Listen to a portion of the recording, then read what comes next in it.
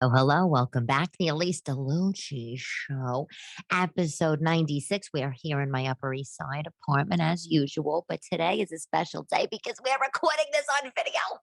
It only took 96 episodes, people. We had one episode that I recorded on video, and that was when I was interviewing my friend, comic Mike Young, who was Bob Saget's opener. And we recorded it, and we had a great episode, and it went on video, but it was so damn complicated. I couldn't figure out how to get the video again. So I said to myself the other day, you know what? We did 96 episodes. We're about to do 96 episodes of this show.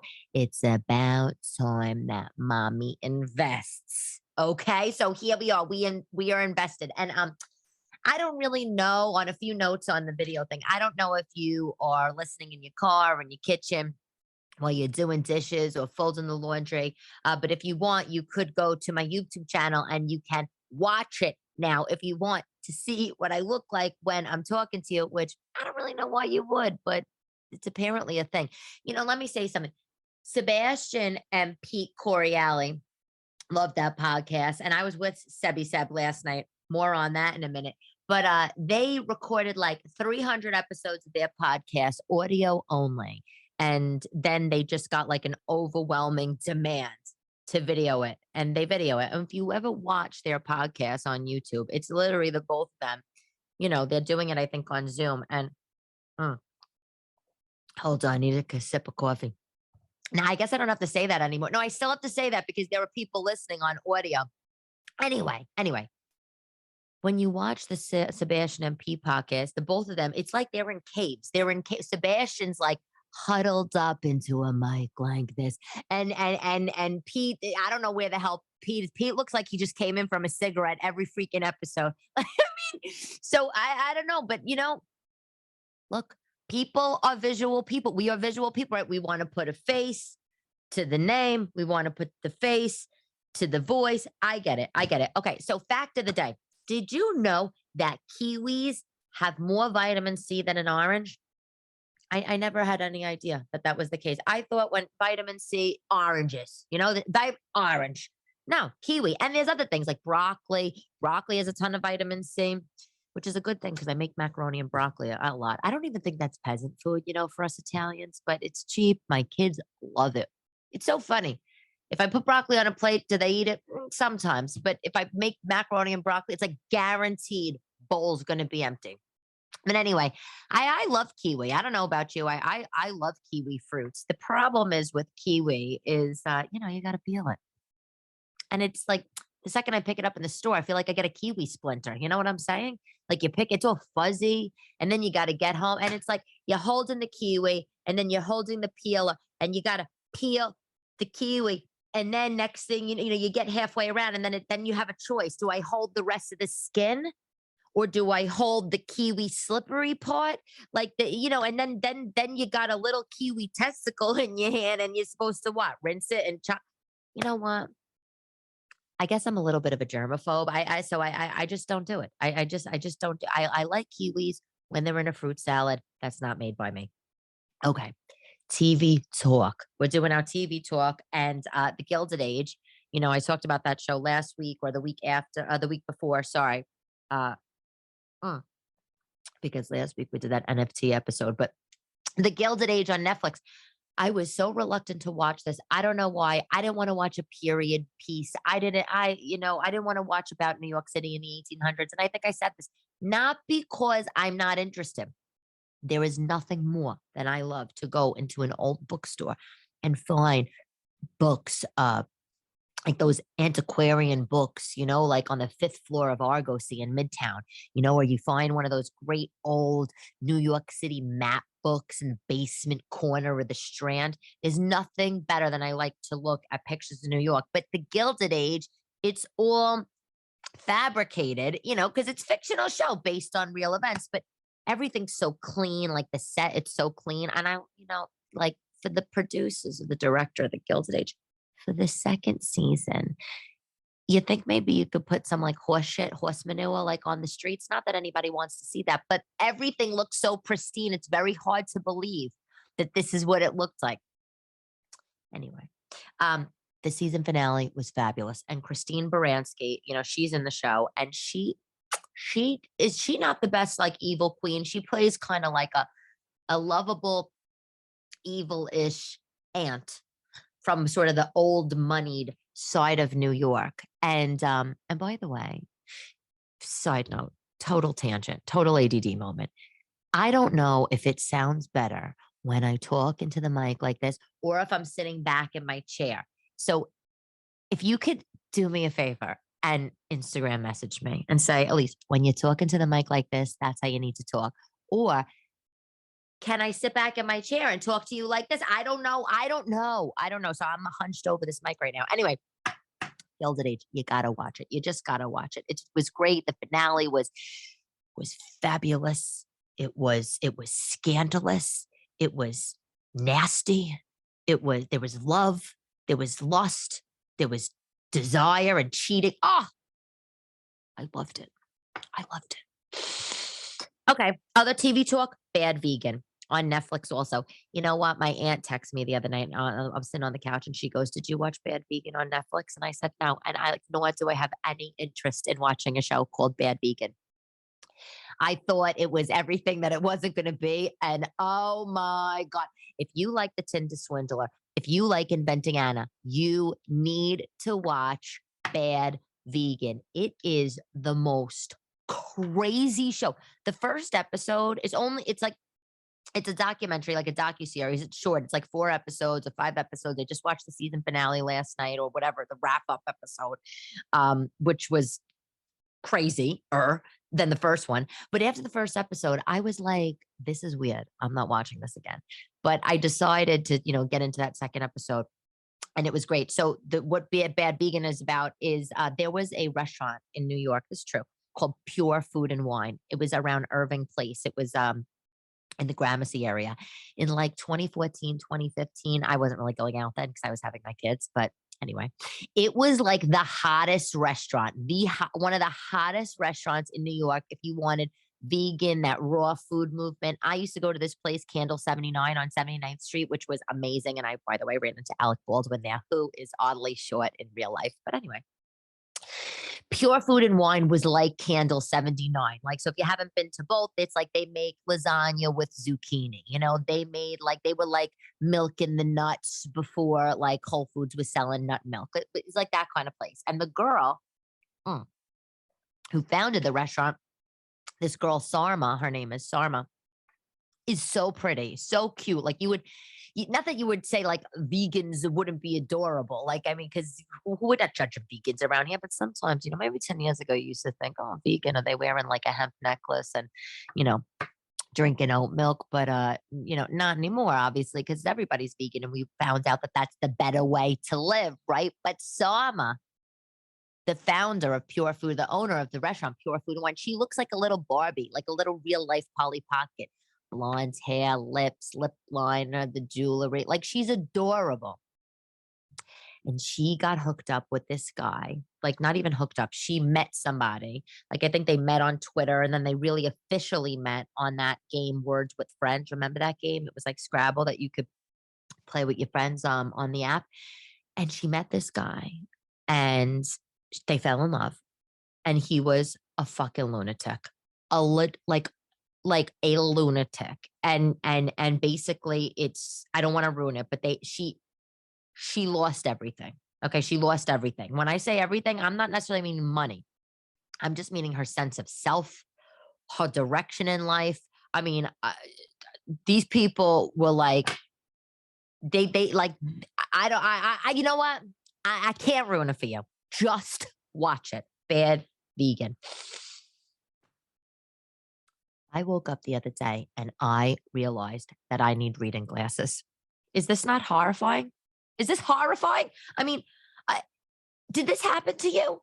Because so I'm nearsighted and I wear contacts and I love glasses. I have a ton of glasses, prescription glasses, because I love jewelry for the face. I mean, come on, who doesn't love a good pair of glasses?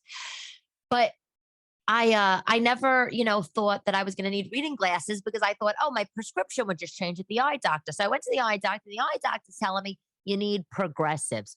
Progressives, these are like the three lenses in one. Like I was like, I'm not doing that. One, I have got a whole goddamn eyeglass collection. What am I going to do? I'm going to take them in my trunk to the eyeglass store and just dump out 45 pairs of glasses onto the optician's table and ophthalmologist. What the hell are these doctors called? And and say, progressive all these glasses up. No, I didn't want to do that. So I said, fuck it. The doctor says it right. Go ahead. Go ahead. Don't get progressives, but you are going to come back to me in a year and say, Doc, I can't take this. I'm not at that point yet. But I do need reading glasses because I'm reading my iPhone, right? I got the phone in front of me. And, when I'm looking at the time and the date, on the home screen, that's fine. That's clear. But when I'm seeing things, like when I'm reading someone's bio on Instagram, I gotta like look, I'm looking, pulling the phone close and then back and then So years ago, I was working on Mott Street in Nolita, north of Little Italy. I was on a Mott and Prince, and there was this woman with this store called, her name was Linda Director. She's still around, Linda Director, but not like director with the I, Director, Derector. And she had this small little eyeglass boutique. And this woman was absolutely fabulous. She was maybe like 5'8". Honestly, I should probably ping her and tell her to listen to this. She doesn't even know how fabulous people thought she was. She was like 5'8". She, like a short cropped, like bright red hair. She always had these amazing plastic eyeglasses, like super crazy, like swirls or cat eyes and dangle things hanging off them. And she always wore a very crisp white button-down shirt, with the popped collar, she just screamed of like, I'm way cooler than you and you'll never get to my cool level, that kind of thing. She was like 60 years old and she was closing down her store that sold all these fabulous eyeglasses because they raised her rent, obviously, story of New York. And she was doing a sale at like 90% off. And I went in and because I worked there for a bunch of years around the corner. I was working for a media company, Breaking Media. One of the sites we published was fashionista.com. You could probably find it. I was on the founding team, I should say. I shouldn't sell myself short there. But anyway, so I walked over. She knew I worked at Fashionista and she said, oh, let me sell you some glasses. I said, all right. And I bought a couple of pairs of glasses. And one of the pairs I bought were reading glasses because I thought they were so fabulous. And they were gold, gold medal, half moon reading glasses. And they had diamonds encrusted all over the glasses. And not in like a B. Arthur kind of diamonds on eyeglasses kind of way. Like a Lady Gaga way. Not big diamonds though, small. Because, Gaga, you'd automatically think big diamonds. And I gave them to my mother at the time because I said, Ma, like, you got to wear these glasses. They're so cool. And, my mother threw them in a drawer. Yeah, I'll wear them one day. Never even got the reader prescription in them. So I went to my mother's house the other day. I said, I need those glasses back. I can't even believe that my mother had them because my mother throws everything out. She had the glasses. I have them in my possession. I don't have them next to me. If I did, I would put them on so the video watchers could see what I'm talking about. So I'm excited to get the prescription and the reading glasses because they're fabulous. And there's something fabulous about wearing reading glasses, right? Like all of a sudden you're at a 5-star restaurant in New York and you're just like looking at the menu and you're like, wait a second, hold on. And you reach down and see your fancy pocketbook and you pull out your reading glasses and you perch them right on your nose and then you move them down your nose and you move them up your nose and you move them down your nose. And you're just like, oh, I'll have the foie gras, please. Like that's the kind of vibe I feel that reading glasses. But that's like my fantasy reading glasses. Then now there's the reality of you're going blind. Get the fucking glasses. That's where I'm at. That's where I'm at. Okay. Last night, you're gonna die. Guess who I was with? That's right. Guess. Italian comedian. Everybody loves him. I was with Sebastian. Can you die? Can you die?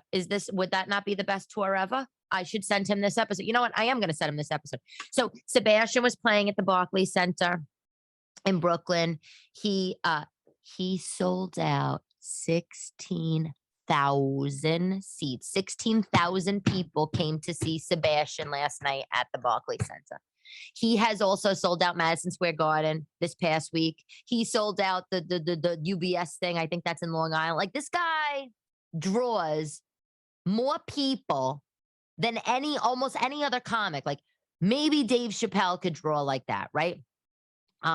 Maybe Bill Burr could draw like that. But there's very few of these unicorns that could draw that many people into a venue.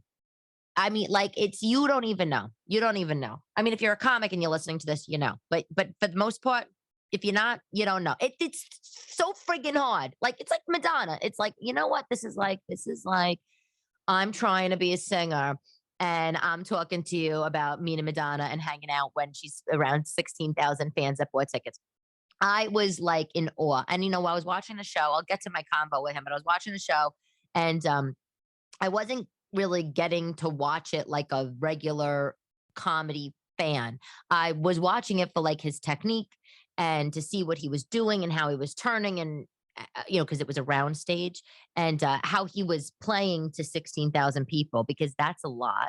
And, you know, I think I've said this before, stand-up comedy is arguably a lot harder than singing and all that. Not because that stuff doesn't take incredible skill, just like stand-up takes incredible skill. I mean, the best stand-ups make it look so easy, and you're like, I can do that. It's like, no, you can't.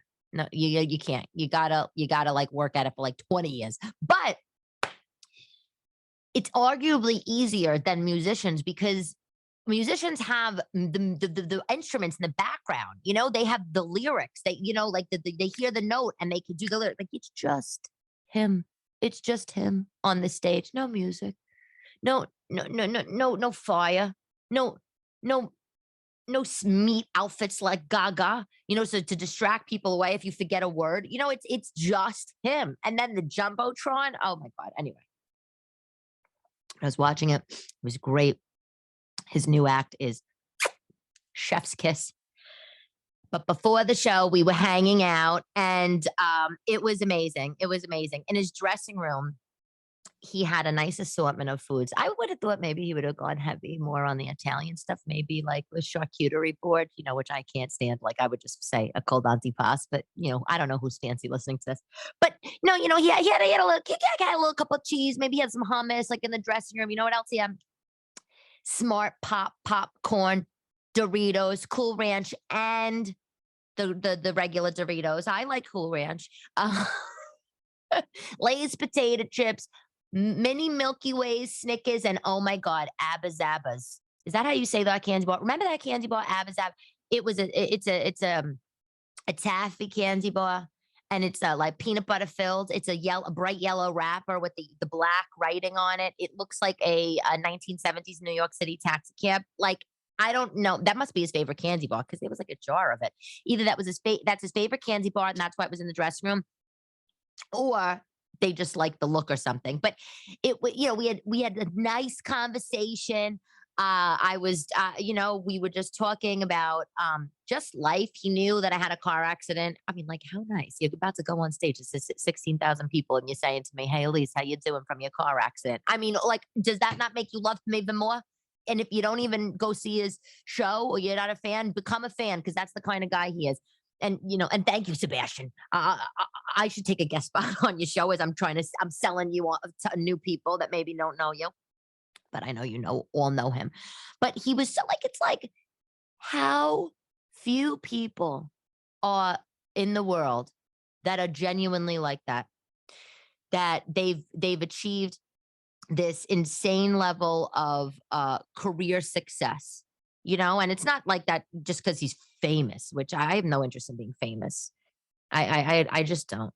My youngest sister's like, you are a little famous. I'm like, get on. No, I'm not. I have no interest in being famous. But so put his fame aside. Whatever your career is, maybe you're the best doctor at Mount Sinai. Maybe you're Madonna. Maybe you're the contractor that gets all the jobs, you know, in your hometown of Chicago. I don't know. But to be that level of career success and you have like 30 minutes to showtime or whatever it was, 45 minutes to showtime. And you're in your dressing room hanging out with another comedian, a young comic, and you're saying to that young comic, I heard you had a car accident. How you doing? I mean, like that's the kind of guy he is. And for that alone, who cares about anything else? That was like, I loved him. I adored him for that. And he was so nice. Oh my God. I was telling him the story about when my job found out that I did stand-up comedy and I had a following on social media. He was dying. It was I don't do that on stage. So if you're from my work and you're listening to this, relax. But I was just telling him, and I was like, because he was asking me about work and this, and I was like, oh, everything's good. And I was telling him that, I what that I'm, where I work and everybody's so nice and they're great and I'm getting to do like some great things at work and blah blah blah. I said, but I just love stand up and I've always, and I get up 10, 14 times a week and I'm on the grind. And again, if you're from my job and you're listening to this, like that's what we do. This is not because I'm like ADD or OCD or any of the D's. I'm maybe double D, but I was just, that's the work that you got to put into it, right? Like at night. So I was telling him all about that, and then I said, "But you'll die." I said, I have an office in New York with my job, and I also obviously have a home office. And I said, and I had to go in one time, and well, I go in sometimes, to the head office. Well, not right now because I have no car still from the car accident. But I said, and they asked me about I guess they found my profile online, and they asked me, and he was like, "Shut the fuck up." It's like, yes, yes. I said, and I was dying, and they're like, "Tell us about your second career," and I was like, "Second career? Like, I don't have a career. Last time I checked, careers paid money." But it was good. We had the best conversation, and and he's just great. He's great, and he's everything like you would think he is uh, on his social media or on stage. Um, except maybe in person, he's like a little more reserved. Obviously, um, a lot of us stand-up comedians have big personalities, like in a big crowd, or obviously, or behind a microphone, or like now, camera, mic, setup, whatever. But in real life, like, we're a little like shy or quiet. Now, I know for Priscilla or Stephanie, if you're listening to this, you're like, this Elyse is not shy. You're not shy, Elyse. What are you doing telling these people that you're shy? I am. I'm a little shy. I'm like a loner a lot of times. I like to be alone, but that's because I'm creating in my head. Okay. Anyway, going to LA soon. I don't have any dates, for shows or anything like that, but I am going to be in LA soon. So if you're there, hit me up. But I will post wherever I'm going to be. I am working on my documentary, as I shared a couple of weeks ago. It's going amazing, and I'm really hoping that I could get an interview with the one and only Franny Drescher. Not because she's a stand-up comic and other things, but like a lot of people think that like we're related and we're not. I mean, I met her a couple times, and my grandmother used to play canasta with Renee Taylor, and Renee Taylor played the mother in The Nanny. And by the way, Renee is fabulous. And I met Renee when she was married. I met her and her husband, Joe Bologna. He's dead. And poor guy, he's so nice, maybe amazing actor, like amazing. Just love him. But I met her years ago. But I met Fran a few times, and I remember the first time I met Fran Drescher, and I met her once at ABC Carpet and Home when Deepak Chopra was doing a talk. I met her once at a book signing that a boyfriend of mine, I was in college. He took me to a book signing at the Barnes and Noble or something. Very cute of him. I wonder where he is. He's not on social media. I check every couple of years. You know how we do it. Anyway, but like we went to a book signing, and I'll never forget. She's sitting at the desk, right? And my boyfriend at the time is like, "Oh, like let's get your book signed by Fran Drescher." And I'm just like, "This is the cutest date ever." So I get there, and she's sitting at the desk, and she says, "Oh, hi, I'm Fran." I'm like, "Hi, I'm Elyse," and she's just like, "What?" And I'm like, "Yes." And then and it was this moment of like at the same time, like we sound alike, and People were like, oh, her daughter's here. And I had to tell people, no, she doesn't have kids. And then, of course, I looked like a nut job. But I would love to be able to interview Fran for my documentary. So I'm on that. I'm working on that, more on that. What did you guys think about the last episode of the podcast, the NFTs? I know. You like some people probably liked it, and other people probably like stick to your lane, Elyse. We don't care about non-fungible token. But you listen, you asked, I delivered. I apologize if it was a little boring or you just are never going to listen to that episode, but I got to give the people what they want. What am I going to say? Okay. I got to get going because I got some stuff to do. All I want to say is that I'm still trying to book a vacation. I still need a break. I'm leaning towards Antigua. Have you been? Yeah, of course. I don't know if I told you this, but I told my mother, she's like, Antigua. It's not even nice there. I'm like, Mom, why do you always got to be so negative? What is with Italian people and the negativity? It's so funny. Italian people we're so positive, right? We're loving, come into my house. Let me feed you. And then in the next thing, you'll be like, Ma, look, I spent 4 hours getting ready. Really? I couldn't tell because that dress looks terrible on you. Yeah, it's like, what are you doing?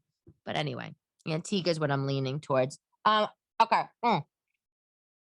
I got this giant coffee mug. Don't ever buy a giant coffee mug. It's just too freaking big.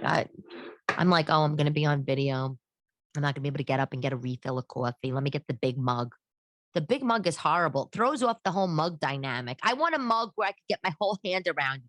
I can't wrap the whole hand. This is a whole thing. Okay.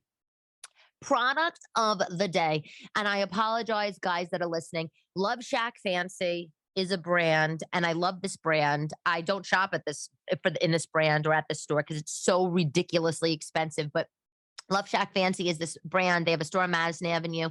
And I think they have a store in like Palm Beach, but they basically do all floral patterns, pinks, pastels, light blues, lavenders, creams, whites. And everything's floral, flowy dresses, and they do sheets and they do towels and they do accessories. And it's like as if like your grandma, Betsy Johnson, and like maybe My Little Pony like came together and had a brand. Oh, and maybe like Victorian era kind of like garb all came together and had a brand. The shapes and silhouettes of the stuff are not for me because everything that I tried on from that brand, because I go into stores and try things on even though I can't afford it because it makes me feel better about myself. I look like a house because I did this. They got puffy sleeves. I mean, like I can't wear puffy sleeves. I already got giant mom-moms. Like I already got bingo wings flapping in the winds. But anyway, I but I am on their email newsletter. And they were doing a sale, 50% off, and the sale is still going on. And I picked up a pair of sneakers by them, and they were like $50. And they come, I think, in men's too. But I don't think you men might want to wear lavender floral sneakers with a chiffon shoelace. You might. But I got a pair of them, and that's my product of the week this week. I love them. They're delicious. Check out Love Shack. It's real. And, it's not like I'm saying my product of the week is these silly floral lavender sneakers by Love Shack. It's more like the product of the week is like just about the brand. And no, as usual, they are not a sponsor. Quote of the day by the Buddha. What you think, you become. What you feel, you attract. What you imagine, you create. And that is exactly how the Elyse DeLucci show came to be. Thank you, everybody, for listening. Thank you if you are watching on YouTube. I am going to continue to tape the podcast, and I hope that it is successful. Leave me a review on Apple Podcasts if you don't mind. I would love you if you did that. Come to my show at the Stand, March 30th. It's a Wednesday night at 7 o'clock. It's the Real Ex-Housewives of New York City. It's a stand-up show. It's me and one of my fellow female comedians. We're the same age. We have different backgrounds, but we're both divorcees. So come out, come watch us. I'm Elyse DeLucci. This is episode 96. Thank you for listening. Bye.